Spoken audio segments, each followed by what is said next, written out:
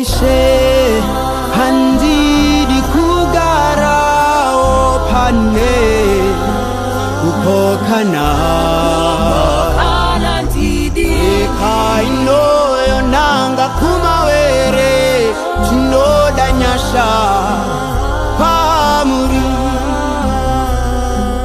vanhu vese vari kuparara. Ishe vari kuchema baba tinodao kuva nemwi kumusha werunyararo ndinovuya moyo inorema baba tinyaradze Ishe wangu tinzwire tsitsi baba tinodanyasha tinovuya nemoyo inorema tinzwire tsitsi yevenutsai moyo tinodanyasha nyika yatitambudza tinodanyasha baba uyai mukukute misodzi pamatama yedu tinodanyasha baba.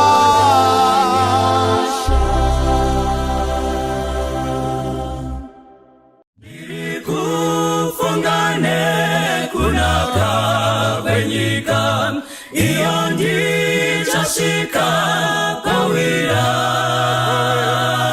netiti nichamira namu ponesi nichawa nenyere ziere nichawa nenyere ziere chiremba mumane ruzuwa kawira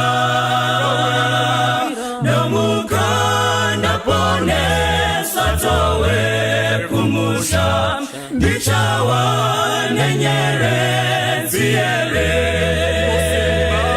musimba natenzi ndodakuna mata ndiwese muwani weweya nyerezi yakupenya ingawe yangu pamusi unachisa kwacho ndichawa nenyere ziere chiremba mumane ruzuwa rawira nomuka napone swatowe kumusha ndichawa nenyere ziere ndichawa Jesu no muparukuzo narene Shitandi fatamu mushawe ndarama kutindi kawana nyerezi chiremba ichawana nyerezi chiremba mumane rusuwa rawira nomukanda pone swatowe kumusha ichawa nenyere tiere nichafara kuona usu wa Jesu ndamuparukuzo narene Shijani fatamu mushawe ndarama kutindi kawana nyerezi chiremba nichawa nenyerezi chiremba mumane rusuwa rawira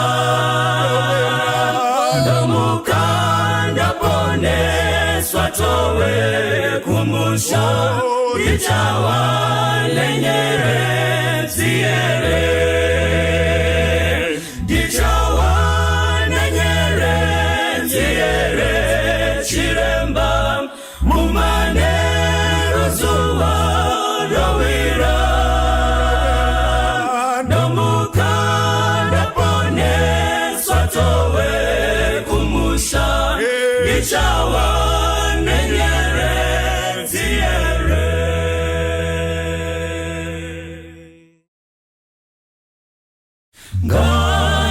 ngandifane na Jesu awe mponesi wangu dizatenyine rudo difawisese jiwa ngandifamesa Jesu murendo reripasi mweya karaine nimponesi kana achinzwa shiri zimwe zichiputika adziitire mutsa ngedi anondizwawo anonditungamira nekundiregerera ngandiitwe munshene karaine nimponesi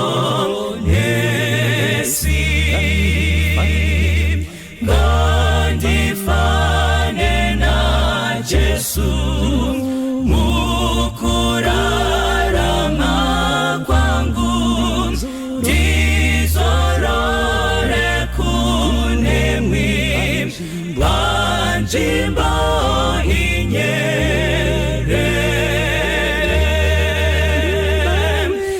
dibarwe pachaini Jesu ngangiwe nerutendo karaine nimponesi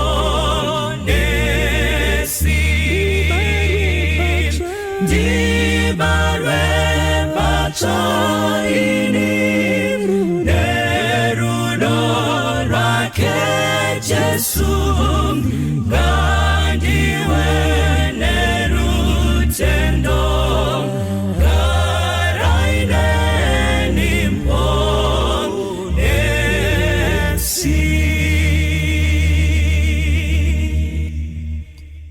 Toda kutenda vana vaMwari for this wonderful opportunity yekuti tive tinogoverana kubva mukati meshoko raMwari. Mukati menguva dzino toda kutarisa munguva pfupi inotevera chidzidzo chatiinacho panapa chiri kuuya semubvunzo kwatiri. Mukatarisisa pane nyaya dzakawanda dzinoitika mukurarama kwedu, endi dzimwe dzakatobata upenyu kuti huregedze kufamba zvakanaka, dzimwe dzakabata mhuri kuti mhuri irege kufamba zvakanaka, dzimwe dzakabata maorganizations kuti arege kufamba zvakanaka. Nemhaka yekuti pane zvakaitika, pane zvakataurika, pane vakakanganisirwa, pane vakachitwa, pane vakabitreyiwa. Saka muchacherechedza mukaona kuti zvichiripo pamwoyo yavo ende hazvina kupera, ende vari kutotsvaka nzira dzekudzoserawo pain yakafanana neyakaiswa pamwoyo yavo kana inotopfuura yakaiswa pamwoyo yavo. But panapa toda kutarisa nyaya iyi ichiuya kwatiri semubvunzo, because imharidzo dzakawanda dzinouya dzichitikurudzira kuregerera, dzichitikurudzira kuregerera, kuti vanhu varegererane, vanhu vagarisane zvakanaka, vanhu vataurirane zvakakanganisika zvigadziriswe, upenyu huiende mberi. Saka nhasi vana vaMwari, nditendere inini ndiwanzofarira kutaura newacho anenge akatadzirwa. Saka nhasi ndoda kutaura newe hama yangu, kana uriwe une zvawakaitirwa, zvausiri kufara nazvo, zvauri kurwadziwa nazvo pamwoyo pako, ndiwe munhu wandoda kutaura newe nhasi.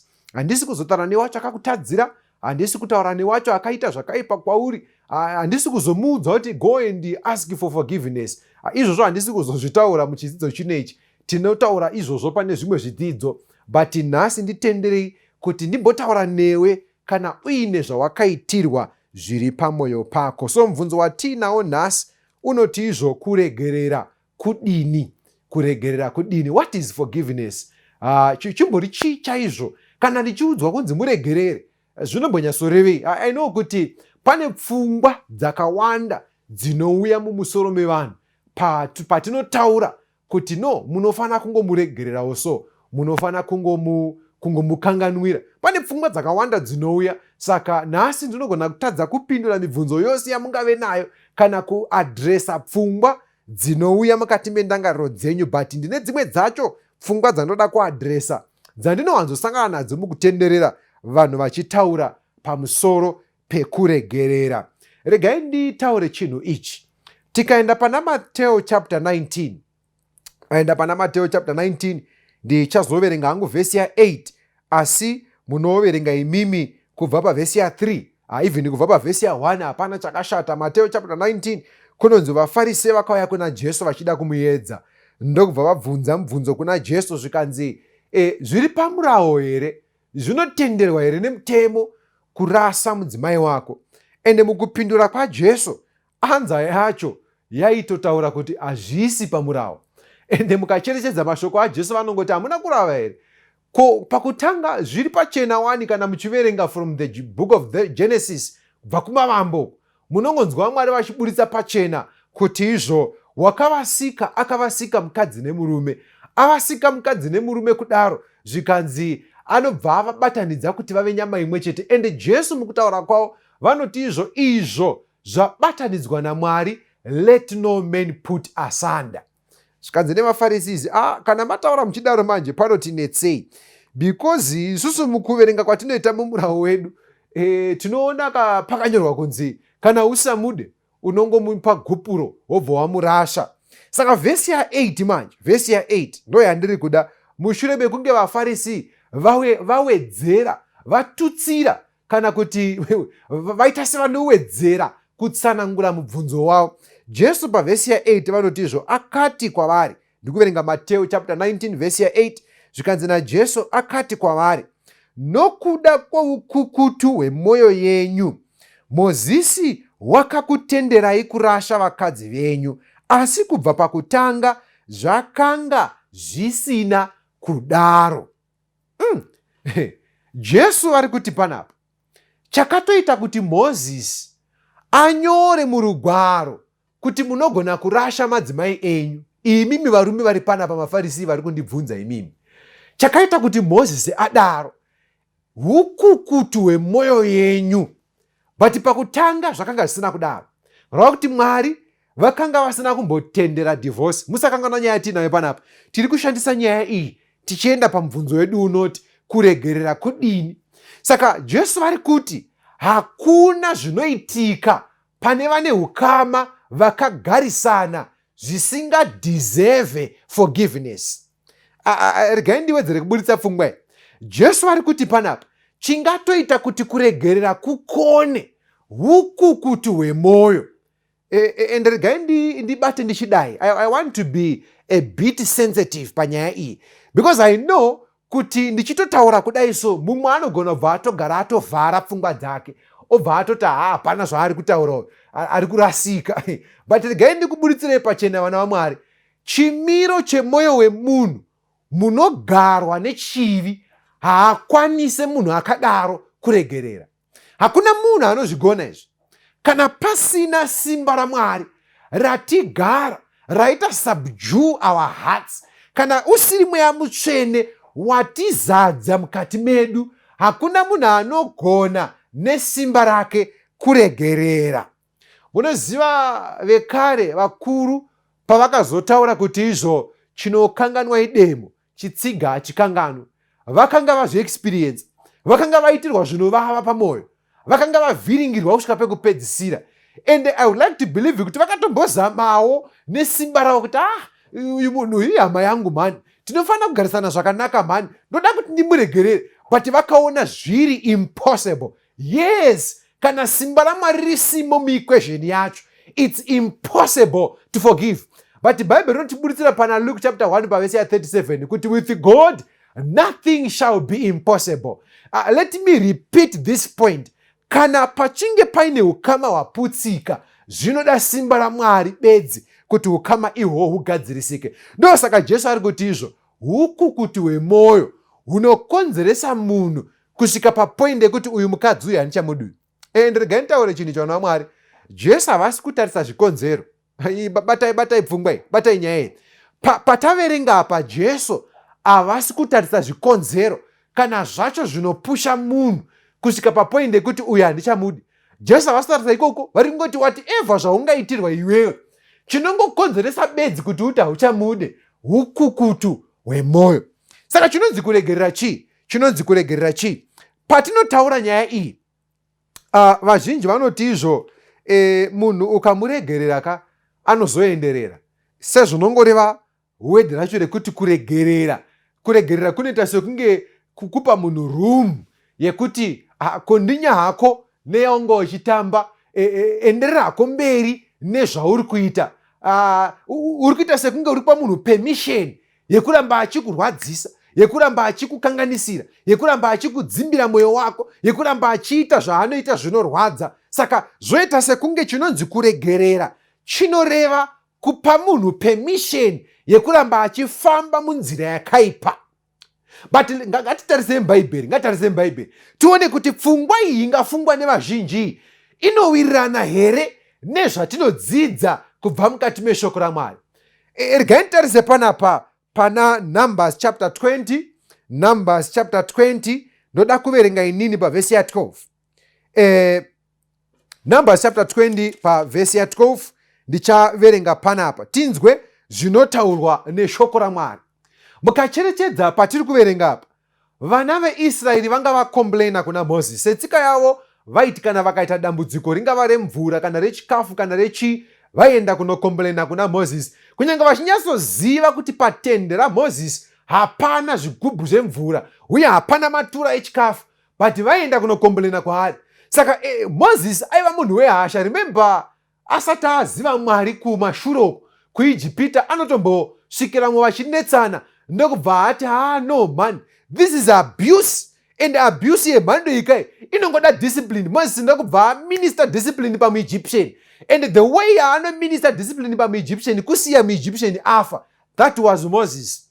Aiva mukomana weukasha, aigutsikana kuti ndadisciplina munhu kana munhu wacho arara pasi apa achinzi azorora afa. That was Moses. But Numbers iyeyu mukamuverenga chapter 12 inokuudzai kuti mushure mekudhiliwa naye naMwari, Mozisi akazova munyoro. And regai nditi izvo, kune vane ukasha pakati pedapo, ndimi vanhu vanodiwa naMwari. Mwari anokugonai chaizvo. Mwari anoziva kudhila nemi kusvikira mava vanhu vanyoro kupfuura vanhu vese vari panyika. Saka Mozisi anozosvika papoindi yekuti hasha dziya dzinomukurira. Inzwai vana vaMwari, ndokubva vana veIsraeri vauya mazuva ese kwaari sezvavaisingoita setsika yavo, ndobva vaenda kuna Mozisi vakandokomplena, Mozisi, tiri kuda mvura. Ndokubva Mozisi ati, imi vanhu imi hamuteerere imimi. Sezvinewo Mwari vanouya kuna Mozisi kanzi, muna Mwari, Mozisi, taura nedombo riburitse mvura. This time anonzi naMwari, taura nedombo riburitse mvura. Ndokubva arirova ka1, dombo harina kubuda mvura. Ndokubva arova kechi2, ndokubva dombo rabuda mvura. Ende parinobuda mvura, Mozisi akatanga kupopotera vana veIsraeri akati, imimi, you are a rebellious nation. Iko zvinezvi maakukonzeresa kuti tiburitse mvura padombo. Ndotoda kuti language yaMozisi yakashandisa yakanga isingasimudziri Mwari mukutaura nevana veIsraeri. But inzwai zvinoitika panapa. Numbers chapter 20 pavhesi ya12. Zvikanzi, ipapo Jehovha akati kuna Mozisi naAroni, zvamusina kutenda kwandiri kunditsaura pamberi pavana vaIsraeri, hamungapinzi ungano iyi munyika yandakaipa. Mwari havana kumbouya vachinegotiata nevakomana vaviri ava, Mozisi naAroni. Mwari vanotongouya kuzongotaura mutongo watopo kuti maitiro amaita aya vakomana this time, hamuna kusimudzira zita rangu pamberi pavana vaIsraeri, hamuna kuita kuti mbiri nerikudzo zvipiwe kwandiri. Matora nyaya iyi mukariisa muruoko rwenyu, mukaita sekunge imi ndimune solution kudambudziko revanhu. Saka nekuda kwaizvozvo takutochinja program. Imimi vana havachapinda muKenani, asi imimi hamusiri muchavapinza. Leadership yenyu inofanira kuti ibve pagopinda imwe leadership ichavapinza muKenani. Saka kureva kuti initially plan yaMwari yakanga iri yekuti leadership yaMozisi naAroni ndoichachovha ndima kusvikira vana veIsraeri vapinda muKenani. But because of kusasimudzira Mwari kwavakaita pamberi paIsraeri, Mwari anobva ati change program, ima hamuchapindi navo, ndakutogadzira vamwe izvezvi vachapinda navo. But does this mean kuti Mozisi haana kuregererwa? Ngatitorei sekuti, because mukaverenga nyaya iyi hapana pamunozonzwa Mozisi achinegotiata naMwari, Mwari, we are very sorry, takanganisa, tiregererewo. Hatina patakaona pari recorded pakanyorwa pasi Mozisi achikumbira Mwari ruregerero. And the history inotibuditsira pachena, Bible inobuditsa pachena kuti Mozisi haasiriye akazopinda nevana vaIsraeri munyika yeKenani. Ravaku zvakatorwa naMwari apa ndo zvakatozoitika. But Mozisi haana kuregererwa here pachivi ichi. Kana mukazoverenga kubhuku raJudhi uko, bhuku rinova second from last, muchiverenga muri kuNew Testament, bhuku raJudhi pavhesi ya9, zvinobudisa pachena kuti Mozisi, Mwari vakatomutora Jesu Kristu vakatouya paguva raMozisi. Remember, paanofa Mozisi hapana anoziva paakavigwa, paingozikanwa naMwari bedzi, because Mozisi anozongopiwa instruction naMwari, enda kugomo unofa, ndokubva atokwira pagomo achitofambira kundofa, ndokubva afa. Mwari vakamuviga pasingazivikanwe naani nani zvake. But tinodzidza kuna Judhi vhesi 9 kuti Jesu vakatozouya vakatakura Mozisi vakaenda naye kudenga. This is why even patransfiguration Mozisi achionekwa achiuya kuzosimbisa Jesu. Mozisi naElijah anoonekwa naPeter, kusvikira Peter akuzoita sekunge anorasika kutaura kati tadita vakamatende panapa, renyu raPeter neraMozisi zvese zvakataurika zviya munozviziva. But my point is, Mozisi kana asina kuregererwa, kokudenga akazokuenda sei? Bataibvungwa vana vaMwari, kutotakurwa kwaMozisi achiendwa naye kudenga, achiwanikwa pakati pevachagara upenyu husingaperi, zvinotaura kuti wakaregererwa pachivi chake. In fact, kana moverenga zvimwe zvinyorwa vanokomenda Bhaibheri vanobuditsa pachena kuti Mozisi wakaregererwa. But aregererwa kudaro, Kenani haana kupinda. Bataibvungwa vana vaMwari, Mwari vamuregerera akatotakurwa akaenda kudenga, asi Kenani yepano pasi haana kupinda. Bataibvungwa yakadaro. Ngatarisei chimwe chikomana chinonzi David, ane pana 2 Samuel chapter 12 pavhesi ya9. 2 Samuel chapter 12 pavhesi ya 9. Patiri kuverenga apa, tiri kuverenga David mushure mekunge atadzira Mwari, atora mudzimai waUria ainzi Bathsheba, ndokubva avata naye, vamwe vari kuhondo, zvakaitika ndokubva zvaitika, ndokubva mimba yabata, kusvikira papoindi yekuti David aguzama kudzima evidence. Anoti murume wacho ngaadzoke, kana achinge adzoka kuhondo oenda kumba. Akaenda kumba, Bathsheba akazoonekwa ine pamuviri, zvinongonzi Uria paakambodzoka kuhondo paya ndo maresults acho aya. But zvakaramba, Uria haana kuenda kumba, zvakaitika ndobva zvaitika. Kupedzisira David aita plan yekuti izvo Uria afire kuhondo. Zvese izvi David aizviita mukuzama kudzima evidence nemukuzama kungoti nyaya iyi ingotsvairirwa pasi pekapeti zvingopera zvakadaro. But hazvina kufamba sekudaro, vana vaMwari. Uria anofa hake, yes, but mwana anotozvarwa. Ndokubva Mwari vatumira muprofita ainzi Natani kuna David. Natani ndokuya ndokutaura stori yake. Mambo, kune umwe murume akanga ine makwai ake mazhinji akakora, kwozoita umwe aive negwaina rake rimwe chete. Ndokubva ataura stori yake Natani, ndobva apedza. Mambo, munoti kudini murume ane utsinye hwakadai, anoti kana aita mavisitors kumba kwake haatore pazvizhinji zvaainazvo, anonotorera vane zvishoma zvavo kuti afidhe vaenzi vake. Zvikanzi naDavid, murume ane utsinye, ende anofanira kuti apiwe punishment, mutongo wakasimba. Zvikanzi naNatani, mambo, ndimi munhu watiri kutaura. Makatora mudzimai waUria, imi mune upfumi hwakaiswa pamberi penyu naMwari, maigona kuita zvamunoda, but makatora mudzimai waUria. By the way, Uria was not an Israelite, aitove muHittite, but anga ahaiwa kuti vaende kuhondo, hondo yaIsraeri. Saka nekutaura kwanhasi, Uria was a hired sniper, but auya nemudzimai wake apinda munyika, ndokubva mudzimai wacho atorwa namambo, ndokubva avatwa naye. David audzwa, anozosvika papoindi yekuti munhu waMwari, shuwa ndakakanganisa, Mwari ngavandibatsire, Mwari ngavandiregerere. Ndoti ndiverenge panapa pavhesi ya 9. Vhesi ya 9 inoti izvo, Natani akutaura naDavid, zvikanzi, wakazvidzireiko shoko raJehovha ukaita zvakaipa pamberi pake? Wauraya Uria muHiti nomunondo, ukatora mukadzi wake kuti ave mukadzi wako, ukamuurayisa nomunondo wavaAmoni. Vhesi ya 10, inzwai vhesi ya 10. Naizvozvo zvino munondo haungabvi paimba yako nekusingaperi, nokuti wakandizvidza ukatora mukadzi waUria muHiti kuti ave mukadzi wako. Zvanzi naJehovha, ndichakumutsira zvakaipa zvichabva mumba mako. Ndichatora vakadzi vako pamberi pako ndichivapa waugere naye, iye uchavata navakadzi vako masikati machena, nokuti iwe wakazviita pakavanda, asi ini ndichazviita pamberi pavaIsraeri vose ari masikati machena. Inzwai vhesi ya 13. Vhesi ya 13, ipapo David akati kuna Natani, ndatadzira Jehovha. Natani akati kuna David, Jehovha wakanganwirawo zvivi zvako, haungafi. Vhesi ya 14, kunyange zvakadaro, zvawakabatsira kwazvo vavengi vaJehovha kumumhura nechinhu ichi chawaita, uyo mwana wawaberekerwa zviro kwazvo uchafa. Ndasvika pavhesi ya 14. Inzwai vana vaMwari, Natani anotsanangura mutongo waakuuya pamusoro paDhavidhi nemhaka yechivi chaakanga aita. Ndokubva David anzwisisa uipi hwake, akabatikana chaizvo, akati munhu waMwari ka, shuwa ndakatadza, Mwari ngavandiregerere. Natani akati, you are forgiven David.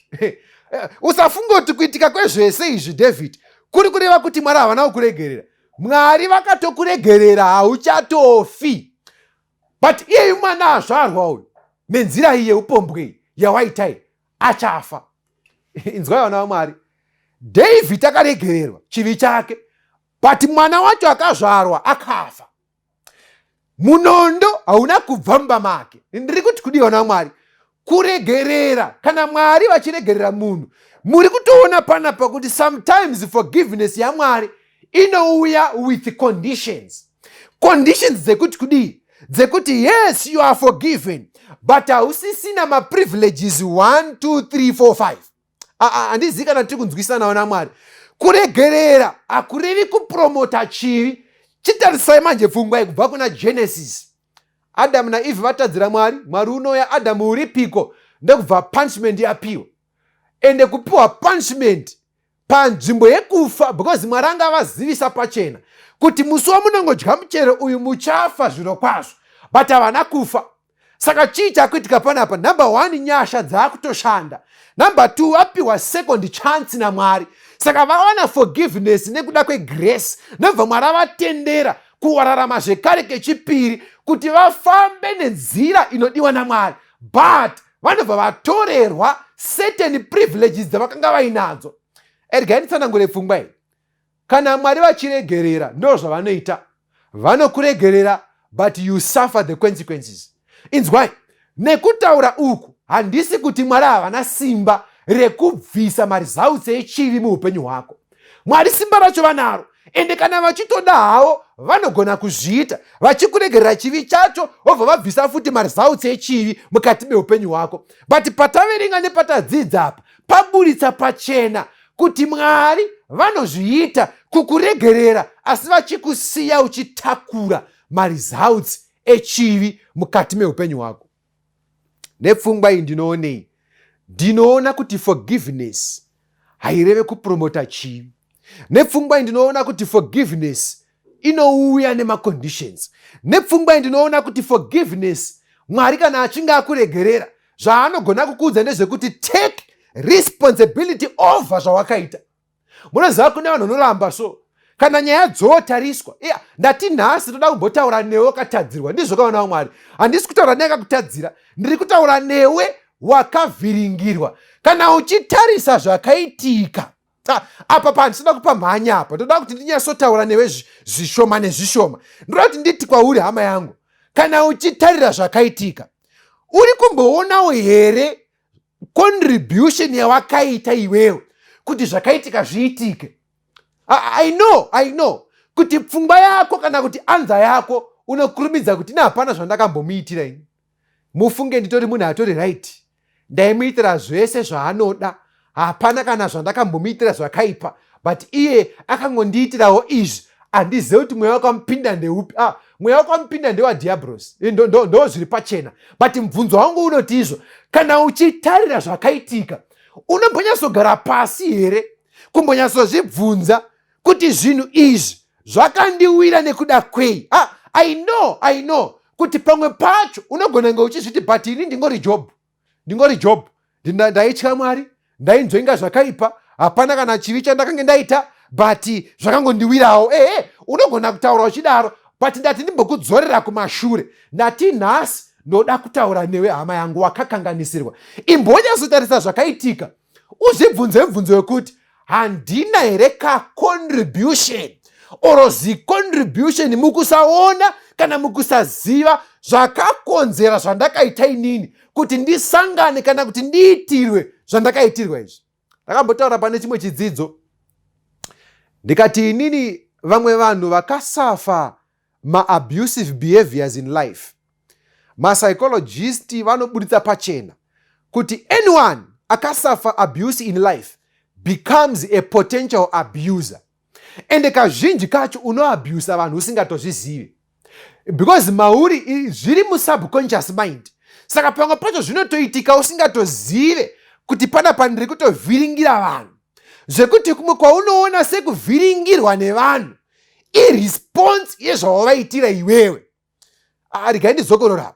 Ndati zvimwe zvaunoona sekuvhiringirwa nevanhu vari kuresponda kuutsinye hwaunovaitira iwewe, but kungoti bedzi utsinye hwacho unohuita usingazvizive. Saka pamwe pacho vana vaMwari, pamwe pacho panoda kugara pasi wombozvibvunza mubvunzo wekuti handina here kacontribution kandakaita pane zvandiwira izvi.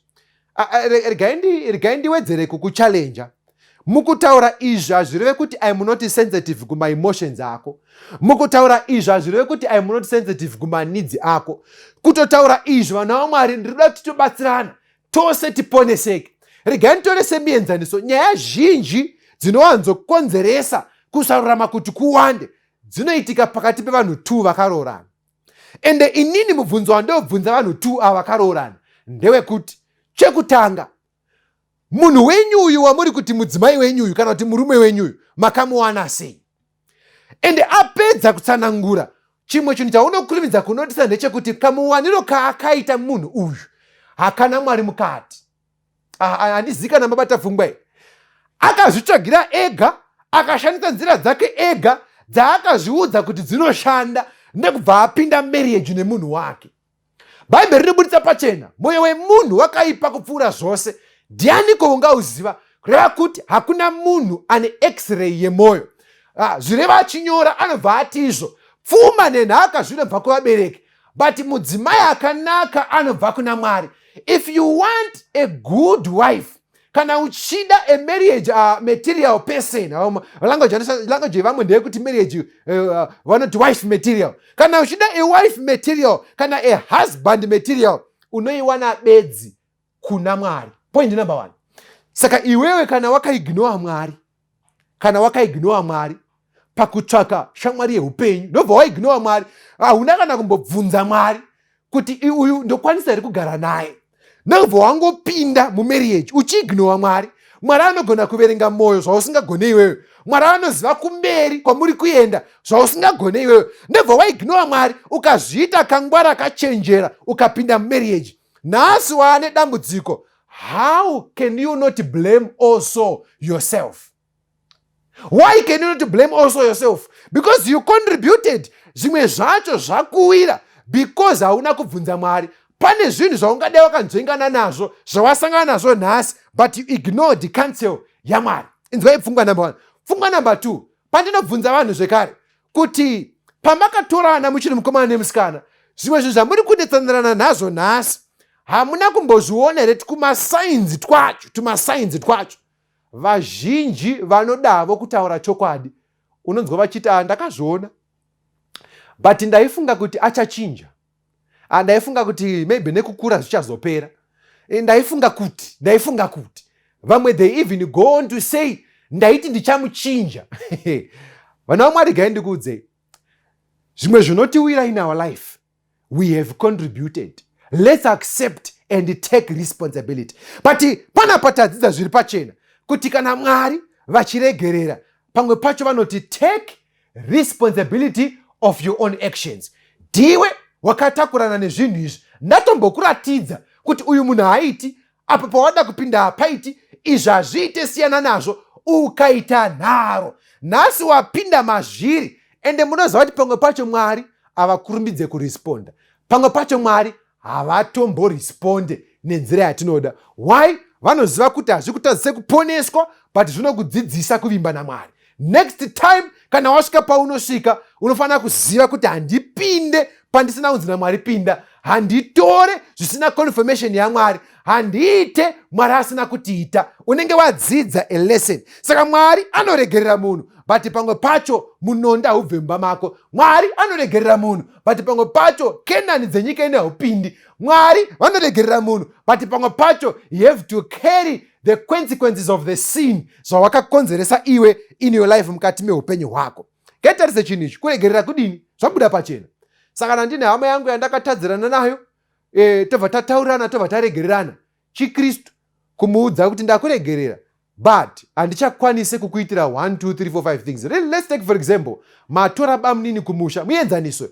Matora bamunini kumusha, magara nawo pamba, vari kutsvaga basa, but mukutsvaga basa kwavo vobva vazozvitsvagirawo futi rimwe basa ramanga musingatarisiri. Vobata mwanasikana wenyu chibharo, ngatiti ari form 3. Number 1, inyaya yekuti hamugoni kuinyarara.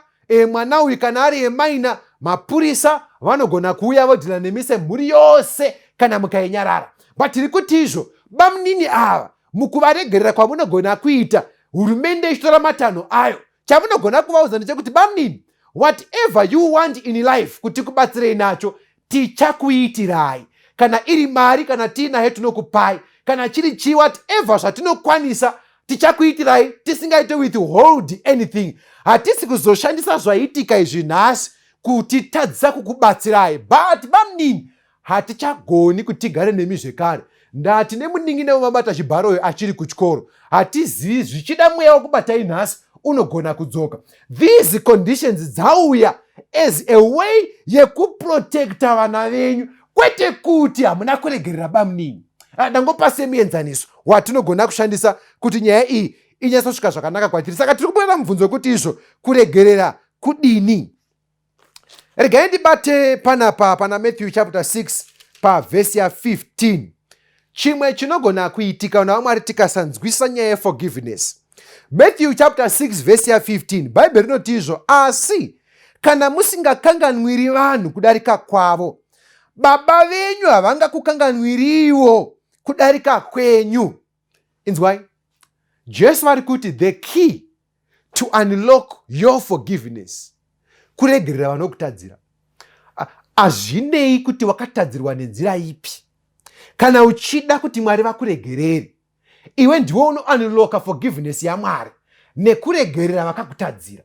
But paunotarisa zvawakaitirwa, you will quickly realize kuti hauzvigoni zvekuregerera izvi. Saka you also ask, you go back kuna Mwari, Mwari, inini I am willing to forgive, but I cannot forgive.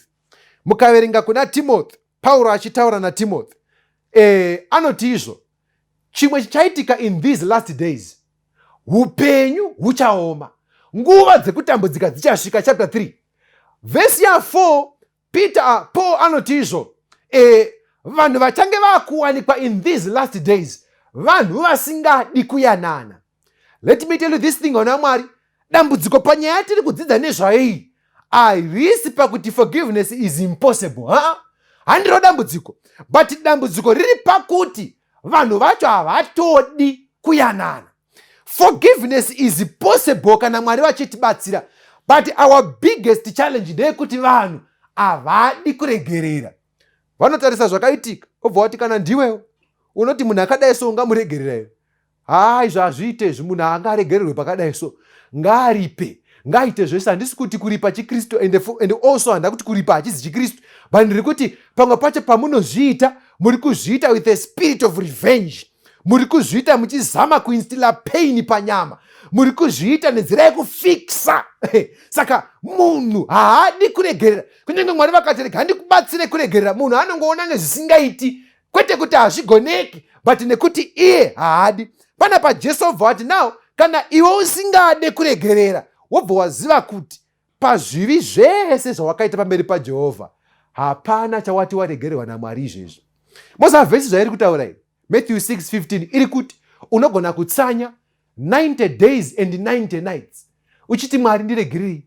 Unogona kupa zvese zvauinazvo kusacrifice kubasa raMwari kuti zvifambe uchiti Mwari ndiregerei, chinhu chausingagoni kuve nacho after all those prayers and sacrifices iforgiveness yaMwari kana iwe paine wakasungirira pamwoyo. Saka chiri kudiwa panapa na Mwari ndechekuti iwe hama yangu uzvipire, uzvimisire kuti Mwari ndinoda kuregerera. Kwete ende pauri kuita izvi usazviite because you want forgiveness. Aiwa, zviite because you want to forgive. You love hama yako. Mukaverenga kuna 2 Samuel ukatadzidza kweya ini ndakashamisika neattitude yaDavid. Mushure mekunge Absalom auraya Amnon, mushure mekunge Absalom athreatena kutora chigaro choushe chamambo David, unonzwa David achirwadziwa nekufa kwaAbsalom. Izvi hazviitike izvi munyika yevanhu vasina mweya waMwari. Munhu akutadzira sezvamakaitwa imimi, monzwa kuti afa, mochema kuungudza kuti dai ndanga ndiri nangu ndafa zvanga zviri nani. Moza even mukazviita vanokuonai vanogona funga kuti ibhaiza, vanogona funga kuti ifeki, but David akazviita uri mweya waMwari wakamugonesa kudaro. Regai tibate panapa Luke chapter 23 vhesi ndeya 34. Ndikabata Luke 23 vhesi ya 34 ndozoenda pana Luke 17 vhesi ya 4, then tinenge taakunopedza nyaya yedu. Luke 23 vhesi ndeya 34. Bhaibheri rinoti izvo Jesu vachitaura zvikanzi, ipapo Jesu akati, Baba muvakanganwire nokuti havazivi chavanoita. Inzwai, hanzi Jesu akati Baba muvakanganwire nekuti havazive chavanoita. Mukaverenga nyaya iyi kubva kwainotangira, hapana kana 1 akaenda kuna Jesu. Pane vese vainzi naJesu muvakanganwire, hapana kana 1 akaenda kuna Jesu kunokumbira ruregerero.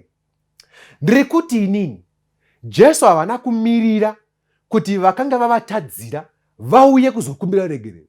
Jesu vatongogara vavanamatira kuti inini Mwari ndavaregerera, nemiwo Mwari varegererei, because havazivi chavanoita.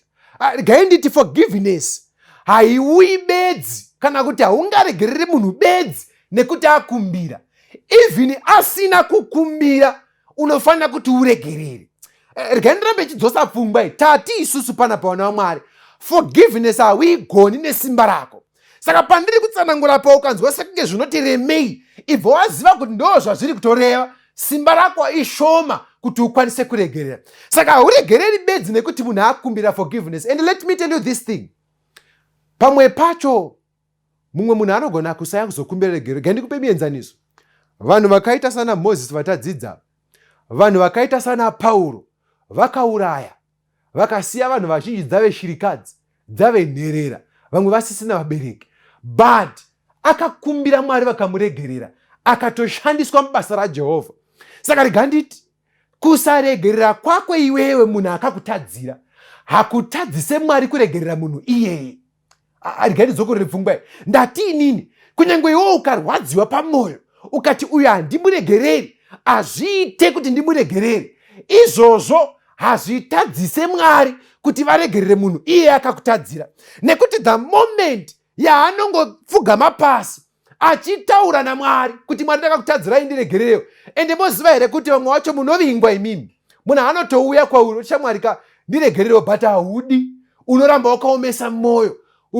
Vaina vamwe vane tsika yekutoramba kuti inini hapana zvawakambondiita, ina handa kutombotsamwa ini, but zvichioneka pachena kuti wakatsamwa. Saka kuramba kwako kuregerera, even auya kuzokumbira ruregerero iwe oramba kuregerera, izvozvo hazvitadzise Mwari kumuregerera. Let me tell you, hama yangu, unogona kusungirira munhu pamwoyo akaregerewa naMwari, because akauya kwauri ukaramba kumuregerera, akaenda kuna Mwari akagamuchirwa, akaya kwauri akati tiyanane ukaramba. Handimanzwa Peter achitaura, Paul achitaura kuna Timothy kuti vanhu vacho havadi kuyanana. Saka munhu anogona kuya kwauri kuti ngatigadzirisanei, woramba. Usafunga kuti akaenda kuna Mwari havamuregereri, Mwari vanotomugamuchira vagomuregerera. Luke chapter 17 verse ya 4, ndofunga ndo vhesi randichapedzisira kuverenga iroro, then we pray. Pana pavhesi ya 4 inotizvo Jesu vachitaura zvikanzi, kunyange akakutadzira kanomwe nezuva rimwe, akadzokera kwauri kanomwe achiti ndatendeuka, umukanganwire. Chiri kutaurwa naJesu panapa ndechekuti mukaenda pana Matthew chapter 18 verse 21 na 22, Peter anotobvunza mvunzo zvikanzi, kona Ishe, saka brother yangu ndikairegerera ka7. Handiti pana Luke 17 verse ya 4 tadzidza kuti munhu akakutadzira ka7 achingodzoka muregereri. Saka Peter anotozobvunza mvunzo kuti alright, saka namati ka7 imimi, kana ka7 kakwana ndobva ndamuregerera here? Ndobva ndachirega kumuregerera here? Akazodzoka kechi8 ndakuti ayo ka7 kakwana, saka iwo zvawadzoka kechi8 apa hapasina forgiveness, mutsa wavharwa. Ndizvo here? Mukaverenga pana Matthew 18 verse 21 na 22, Jesu anototi kuna Peter, aiwa Peter, nyaya hisi yekuti ka7 vanobva vawedzera manje zvikanzi 7 times 70. Saka ukati 7 times 70 katove ka 490 times in one day. Zviri kungotaurwa naJesu apa ndezvekuti forgiveness can never be too much. Hapana patingazombosvika panonzi ruregerero rwacho rwawandisa. Rangarirai mashoko aJesu kuvaFarisi pana Matthew 19, nemhaka yeukukutu hwemwoyo yenyu. Inzwai vana vaMwari, zvandiri kutaura izvi zvataverenga mushoko raMwari, ukaona mavhesi aya asiri kumeka sense kwauri, wobva waziva kuti mwoyo wako mukukutu. Ende pandiri kutaura mashoko aya, I'm not sensitive kumanidzi ako. Aiwa, ndozvinzwisisa wakatadzirwa, but zvoda simba raMwari kuti ugone kuregerera. Allow me, nandapromisa, but allow me to read this one verse, 1 Peter chapter 3 verse ya 9, then we pray. 1 Peter chapter 3 verse ya 9, munzwe mashoko aJesu, mashoko anonyorwa naPeter ari ipapa. Vhesi ya 9 inoti izvo, musingatsivi zvakaipa nezvakaipa, kana kutuka nokutuka, asi muropafadze, nokuti ndizvo zvamakadanirwa. Regai ndidzokorera apa.